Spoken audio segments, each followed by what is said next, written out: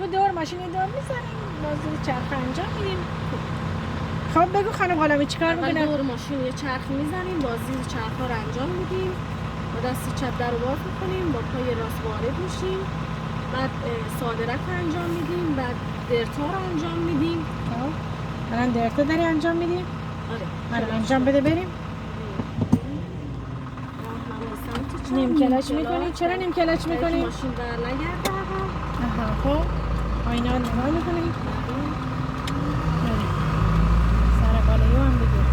سر بالایی 2 1 2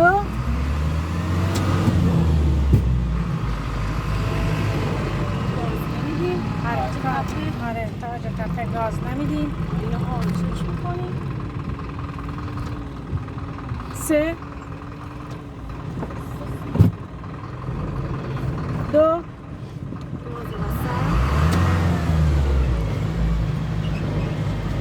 آینه رو چک میکنیم. 3 2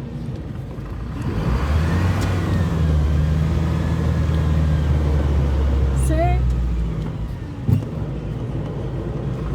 2 3 خب بگیر کنار. چیکار میکنیم؟